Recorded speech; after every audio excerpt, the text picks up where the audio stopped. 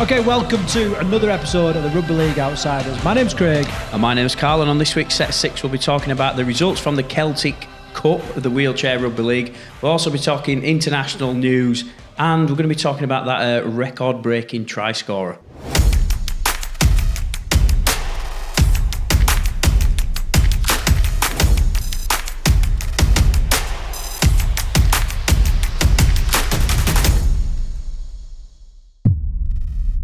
Okay, Karl, so as always, you've picked out 6 interesting news stories from around the world of rugby league in all forms. What's been your criteria for this week? Usual, all forms of rugby league. So I've looked at international news, local news, and a bit of Super League news in there as well. And there's obviously loads going on in rugby league at the minute. And as always, we don't want to concentrate too much on Super League because we want to bring you stories from, all round rugby league, like we say. So, but there's so much going on in Super League, at the sort of midway point through the season. So.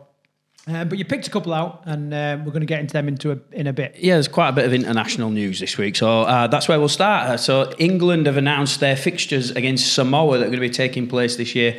It's this has been off and on. I think it's fair to say.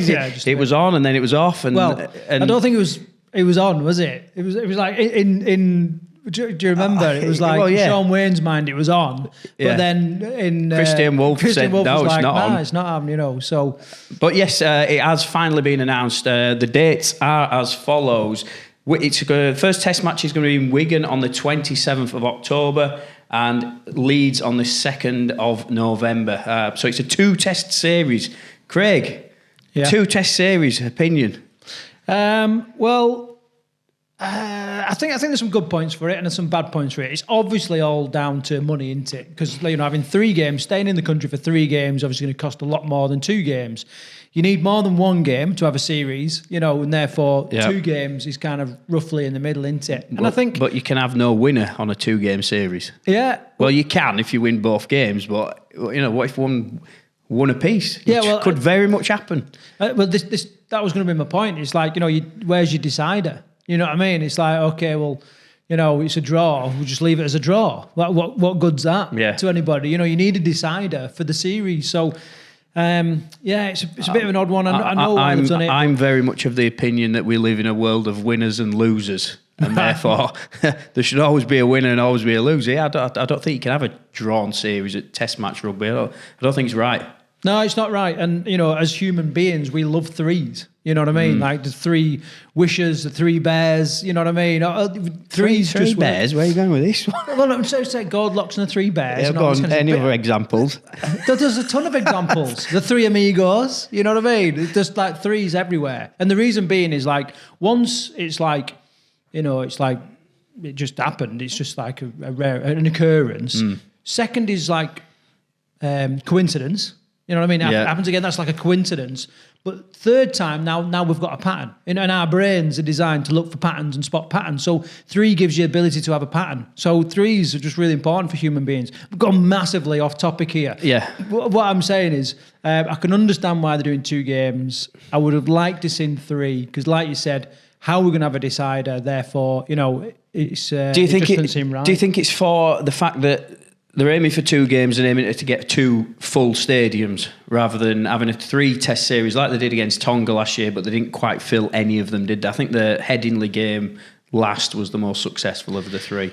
No, I think it's purely a financial thing, if I'm honest. Because, to play 3 games, you think about it, like you get there a week before to acclimatise and all this. So Samoa would turn up in the UK a week before. They play 1 game, right? Then they've got a week until the next game. They've got a week until the next game, and then they're heading off home. Well, that extra week, there's a considerable cost there. When you look at like hotel rooms, where they're going to train, you know what I mean? So I purely think this is a budget restriction. In my mind. It could well be. But one thing I do know is Sean Wayne is absolutely buzzing for this. Yeah. I saw the press release and he was like, I still can't sleep at night from when we lost in the World Cup. It still hurts me to this day. And you can read the statement almost in his accent. He's still a bit bitter about how the fact that they lost in the semi-final of the World Cup, and he basically said, it's about revenge, is this one.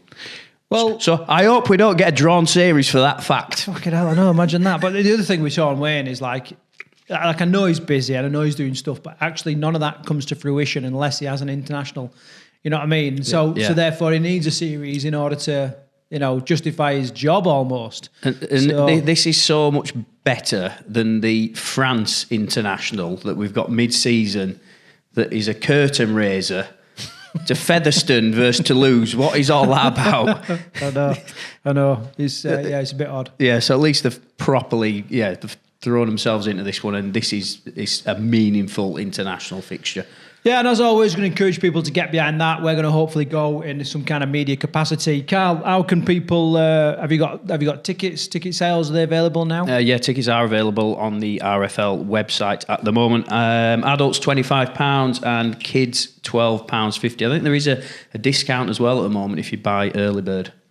Okay, moving on. So there was a talisman for England for many, many years, and that is Ryan Hall. You got a bit of an update on Ryan Hall? Ryan Hall has broke the all-time Super League try-scoring record, beating his mate, Danny Maguire. Is now on 248 tries. Scored in this week's fixture against Huddersfield, which was, to be honest with you, that alone was a great standalone try. It was an incredible try. I like watching Ryan Hall, not because he does some amazing stuff with the ball, but every time he's off the ball, he's got his hands on his knees and he's absolutely fucked. Yeah. Age has definitely taken its toll. He's a big unit. He does a lot of work out of backfield and he feels it. You know what I mean? And sometimes when you watch him, you think, God, I don't know how much of this game he's going to be able to play. And then he'll just bring in some brilliance and all this kind of thing. So to score that try late in the game was just phenomenal. And do you know how many tries he scored for Hull KR alone? No, I don't know. He scored 56 tries for Hull KR. Well, how long's it been there? Three seasons? 2001 he joined Hull KR. Yeah, 3 seasons. So in midst of COVID as well. Yeah, so he went. He left to the Roosters, wasn't it? He went to, I think, when he left Leeds. He had a season or two down under. It didn't quite work out for him, did he? He did have some game time. Yeah. But when you look back on that decision of Leeds Rhinos to let him go, they kind of, it was almost like they were hinting at the fact that he was on his way out at that point. And then years later, he's absolutely smashing the record book still. Yeah. And talk of him going back to Leeds.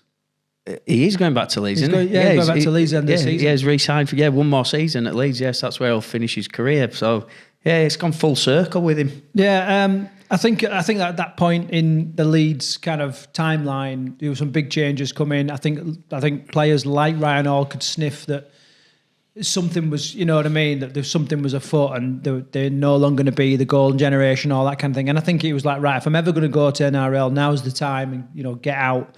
Almost like rats leaving a sinking ship in a way. And, so, I don't blame him for kind of going to NRL. But yeah, he was still a talent when he left. He was, by a long way off being washed out and finished. Yeah. But saying that, someone else that's very close to him now, Josh Charnley. Yes. Lots of people would sort of look at Josh Charnley and think, right, he's kind of done. He's done everything he's going to do in the game, but he's found a new lease of life. And he's making his way up the table as well. 239 tries is he currently sat on. So is he gonna knock Ryan Hall off the top of that ladder eventually? What are your thoughts?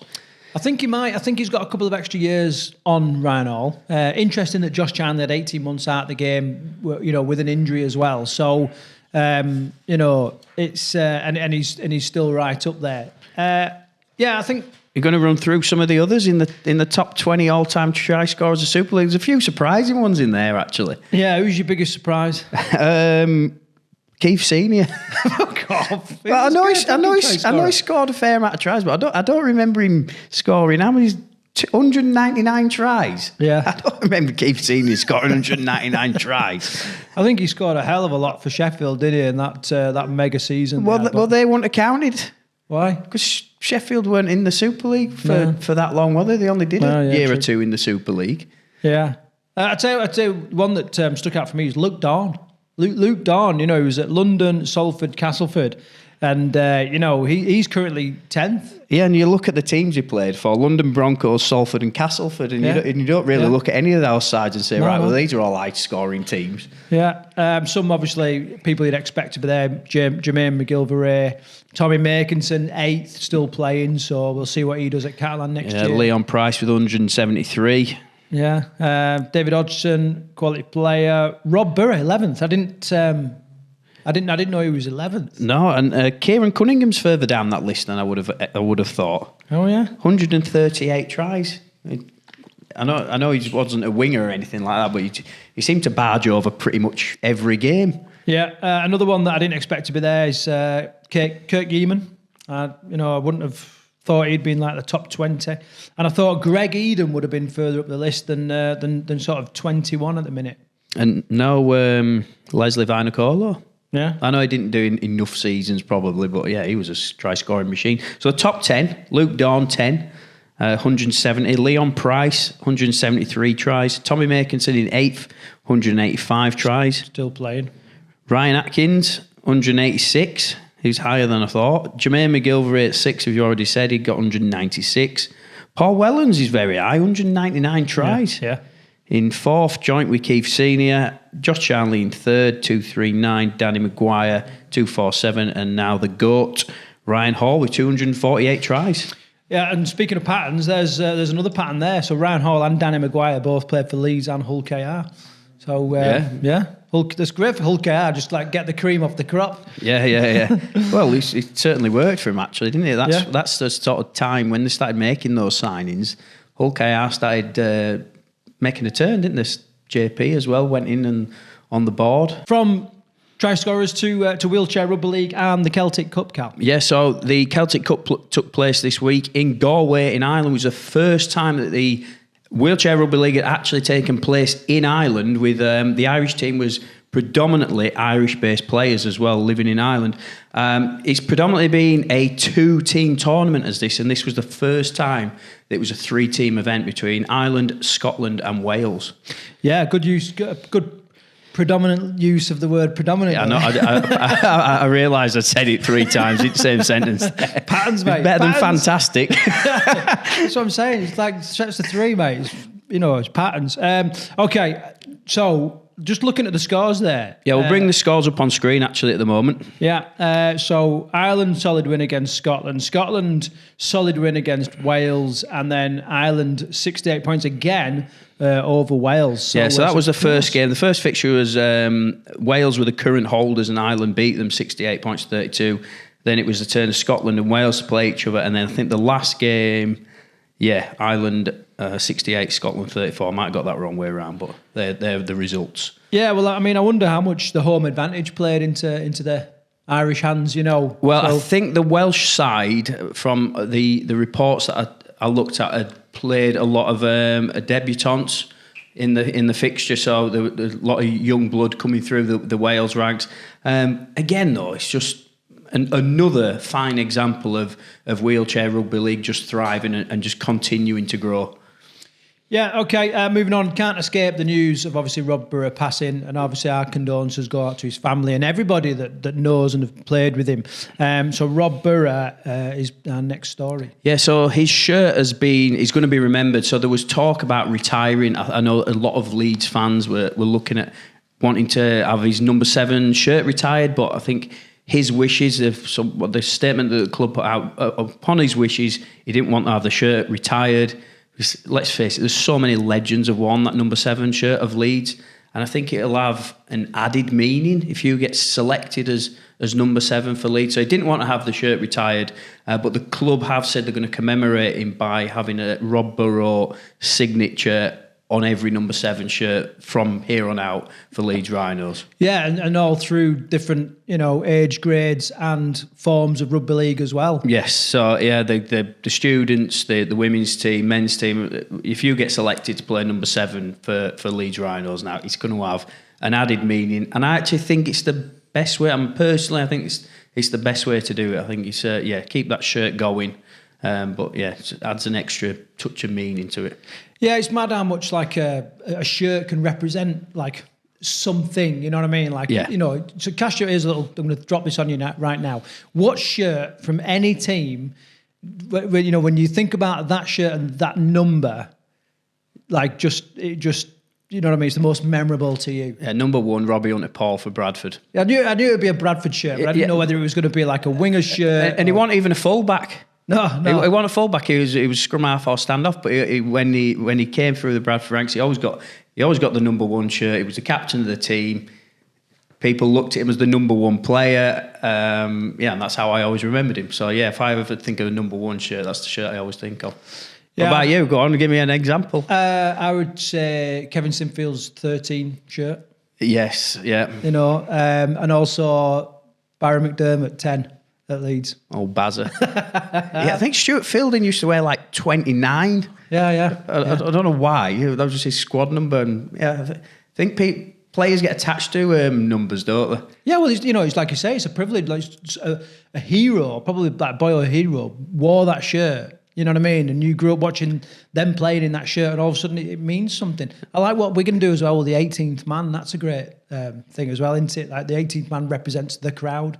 Yeah, it's a good way of putting it in it, I suppose. Yeah. Other sports, what other shirts would you think of? Just putting you on the spot. Michael Owen's England shirt, stands out. Michael Jordan, number 23. 23, yeah. Basketball, and they obviously had Beckham then took on 23 when he was playing for like Real Madrid and things like that. 'Cause he was always 7, wasn't he? Beckham 7 when he were at Man United, and that shirt wasn't available. So Ronaldo's 9. yeah, R9, Ronaldo, football. Hey, too much football talk this week. Right, can I just mention football? I know we don't mention football in this show, but I watched the England match last night. Right, yeah. Fuck me, it was dire.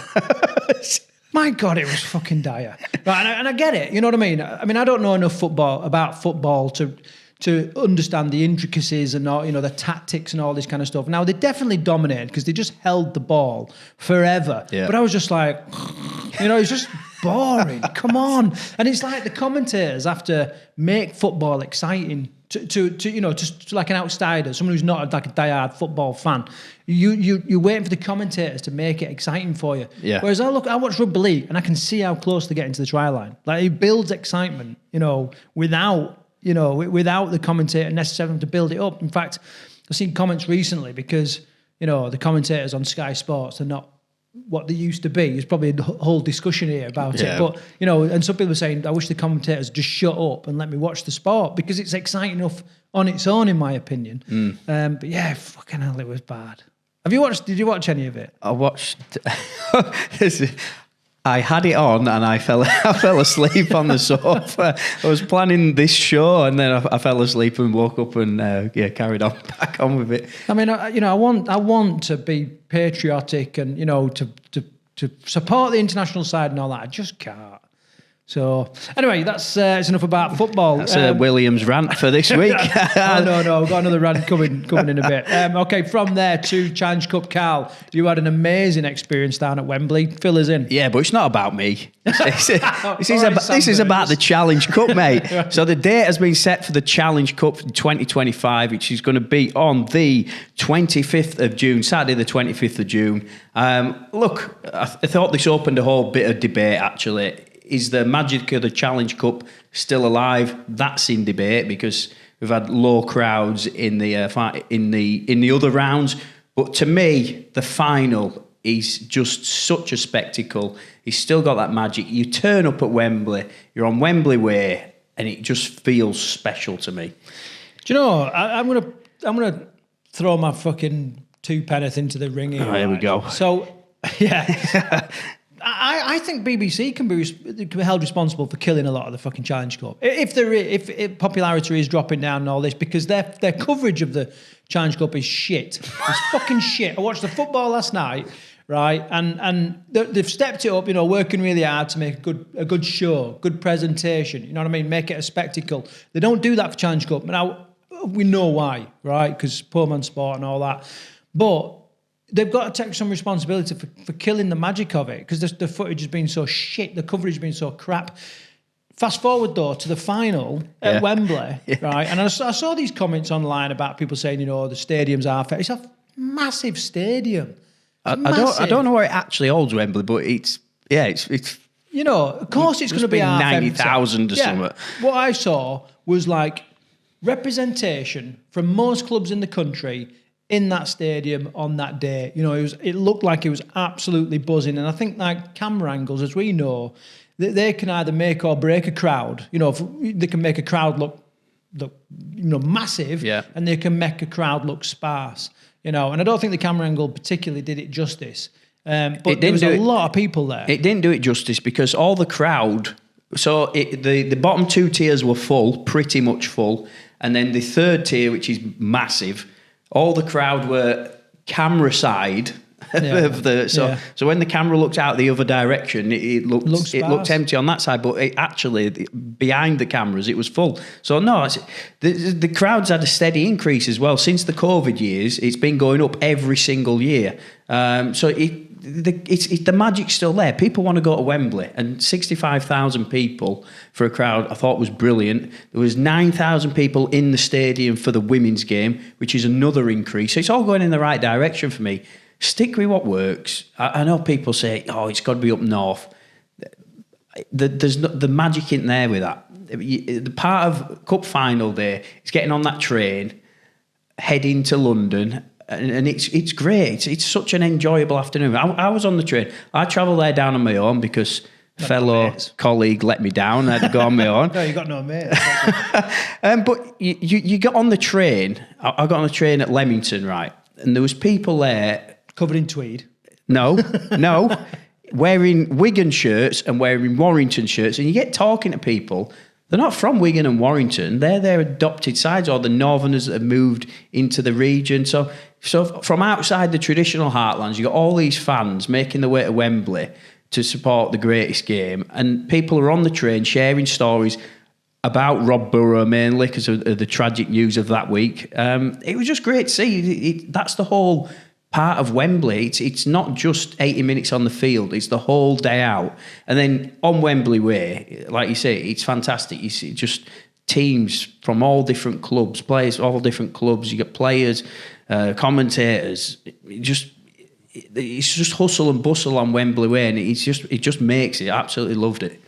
I wonder if, I've got 2 points here. Right, first, I'll get this one out of the way. So it's interesting how people that slag off bloody crowds are not actually at the stadium. You know what I mean? Go and make a fucking difference. Buy a ticket, get yourself in the stadium before you start slagging. Otherwise, you don't get the opportunity to comment. Like, you've got no skin in the game. You just don't get to comment. So stop it, you fucking idiot. I'll have to cut that out. Anyway, so I'm just winds me up. The next thing is, but are we of a different generation? Like you and I grew up where our teams were going to Wembley. It was all about going to Wembley. You'd sing it. You know what I mean? And is that dying? What I'm saying there is, are some of the younger fans, have they lost the allure of Wembley? Like it's no longer the big draw and the massive game of the season. I don't know. What I would say is there were families there, like dads going with the lads and the full families, and they had young kids there. I actually spoke to the mascots that were walking out on the pitch. They're going to remember that Wembley day forever, and they're going to grow up wanting to go to Wembley as well. So no, I don't. Do you think the baton has been passed on? I think it's been, and it only shows by the crowd, 65,000 people. That isn't a poor crowd by any stretch. You put that in any other stadium in the country, and that is a full stadium. Yeah. So no, I don't think it.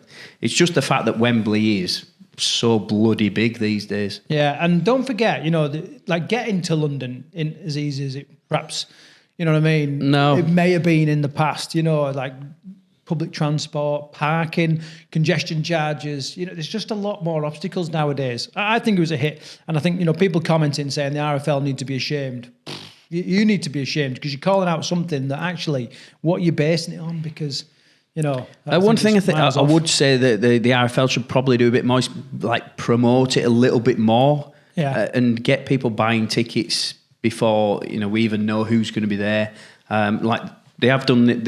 Speaking of that, they have got early bird tickets on sale at the minute. So adults are £15, and you can get a junior ticket for £7.50. You can get a family ticket for £18.75 at the minute. So I would urge anybody, if you're a rugby league fan, get your tickets bought. Yeah, okay, so moving on from there to Williams Weekly. And this week I want to pose the question. We're obviously midpoint in the season, okay? So we're no longer going to have all the games screened on Sky Sports. Now, my question is like, has it been a success? You know what I mean? As showing all these games on Sky, has it been a success? And, Karl, what's your kind of thoughts on it? I think it has been a success. If you one of the points that people made was crowds are going to dip because every game's live on TV, so people aren't going to go to the games. Well, that's been proven to be false because the crowds are up this year. Hull KR. No, some crowds are down, weren't there? There were some. Some are, but overall, if you take the average, I think the crowds are up this year. Look at Hull KR; they're selling out every sort of week. Wigan are still great crowds. Leeds are still drawing the same sort of crowd numbers. I don't think it's affected it one bit, and I think it's actually put rugby league in more of a spotlight this year. That's down to Sky, I think, because they have actually upped their coverage this year. They have. They're putting more emphasis on rugby league, and I think that's probably because they've lost a lot of other sports. I don't think they got as much football anymore because a lot of it's gone to BT, and you got Amazon jumped in there and everybody else, haven't you? So I think like rugby league, they have put a bit more of an emphasis on it this year, and I think it's paid dividends. I think it has paid off. Well, I've definitely. You're going to disagree with me, aren't you? Now? No, I don't. I love it. I want as much rugby on the telly as we can. Yeah. Good coverage, not the BBC crap coverage, but the good coverage. And as much as that as we can. Have I watched them all? No. Well, you can't, can you? No, you just can't. It's like, so therefore, is the supply outstripping demand?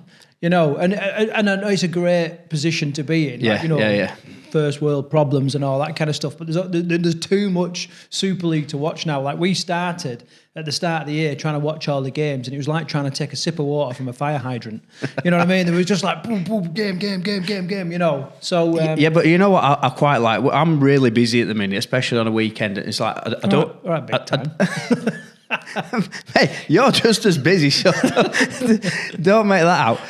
I can't schedule my life around what game I'm going to plan, but I know at least at the weekend, if I'm free for a couple of hours, chances are if it's midday or an evening, I can put Sky Sports on and I'm going to catch at least one of the games. Yeah. So I really like that. I do hope that they keep it so there's always a game on Thursday, always a game on Friday. The Saturday games out, one early, one late, and then get one on a Sunday. That'd be the ideal situation. Yeah. I know we're not there yet, and we sometimes end up with 4 games on a Friday night, which is just doesn't work for anybody. But yeah, if they start that scheduling out next season, so we've got every day covered, be even better.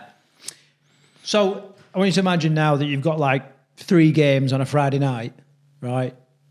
Which teams have you found yourself watching and supporting? Well, maybe not supporting, but watching this year that you perhaps wouldn't have done in the past? Ooh, that's a difficult question to drop on me. Right, I like to look at the story, so it's not necessary. I always want to watch one team that really entertains me. So that in years gone by, I used to watch Castleford all the time because like Rangi Chase was like magical, wasn't it? Just maverick. Now I find myself, I always want to watch Hull KR because I really enjoy watching Mikey Lewis, and he's just really good. I have loved watching Warrington this year because they just got better and better and better. Then they went to Wembley, the wheels fall off, and then they lost to Salford. So there's another story in there. So I've liked watching Warrington this year, and I always I find it's difficult to say, but I like to watch Leeds because there's always some drama going on around Leeds Rhinos at the minute. Whether there's just something happening at Leeds, and it's because they're a yo-yo team now. They should be one of the richest cities in the country. They've got loads of finances behind them. They should be right at the top of the table. It doesn't matter what money they spend. They just don't see a bit of work their way up. And I take a little bit of pleasure in watching that, if I'm being honest with you. I agree with you. I love, I'll always watch out for Warrington this year. I don't know. Well, I know where that's come from. The Sam Burgess storyline that we spoke about pretty much every week on this show. I'll always watch Leeds because I'm a Leeds fan. I'll always try and watch London if I can. because, there's no point having a podcast like this where we're trying to talk about outside the traditional heartlands, then we don't back the teams that are outside the traditional heartlands. And I like watching Catalan, so they're the main teams that I'll always kind of look out for. I seem to be avoiding Huddersfield at the minute, as are a lot of people, which is a shame. It's a big shame. Although I am following the Jake Connor story, to see where he where he lands this year. So would you have him? Would you have him in your team? Yeah, I would have him. Fucking right, you'd have him. He's a great player. You've got to be. I don't know. We don't know what he's like, do we, behind the scenes? We could hazard a guess. And what he's like to manage. I suppose there's been troubled players in the past, haven't there, where teams are just offloading them, and then eventually they land at one team, and you get a coach that knows how to manage that individual. So maybe he just hasn't got. Maybe who springs to mind, a player like that to you? Of the modern era. Well, Zach Hardacre was one. Definitely want him. He went from problem to problem wherever he went. But I think Rangi Chase was similar. Oh, Rangi Chase. He was an absolute hand grenade or whatever. Yeah, but you know what I think of? Liam Watts. Oh yeah. He couldn't be controlled on the pitch, could he? You know what I mean? So yeah. But then there is other players that just couldn't be controlled no matter where they went. Yeah. Gareth Hock. Bailey. There's a long list of those guys. Yeah. Okay, right. So we put the world to rights again. Karl, so a quick look forward then. Right, so this week's podcast is with Jonathan Burgess, who's part of the North Wales Crusaders Foundation. So if you don't know about North Wales Crusaders, they're on a massive up again at the moment. The club has had big investment. They're on an upward trajectory. They beat Workington this weekend as well, so they're just outside the playoff places. But also, as part of North Wales Crusaders, their foundation is doing incredible. There's so many players across Wales playing rugby now. Their girls' team is thriving. So this episode's all with him and what he's done to give it an upward trajectory at North Wales Crusaders. Yeah, and I think one thing we can't deny is that throughout the game there are volunteers and incredibly dedicated practitioners that are just the glue in communities, and just carrying the message of rugby league forward, like evangelists, crusaders. He is one of them. Like, he's so keen. We actually have a mega rant about rugby union on there, don't we? Halfway through the podcast, which is fucking great. And but when you listen to what he's achieved in just such a. Well, actually, he said it's not him; it's the foundation that's done it, and he's just sort of been doing the work. But they are doing some great stuff, and they've got some really unique challenges in North Wales. For example, they can be a town that's like 15 mile away, but it can take you an hour to get there. Imagine the logistical problems of trying to get there and deliver a training session, but also bring those kids to a hub, where you can get them to play. So really interesting topic on that. Yeah, he was coaching the women's team this week as well, who played against Telford Raiders, so another club close to us. Was the curtain raiser for the men's game, so yeah, it's a great episode. Recommend watching it.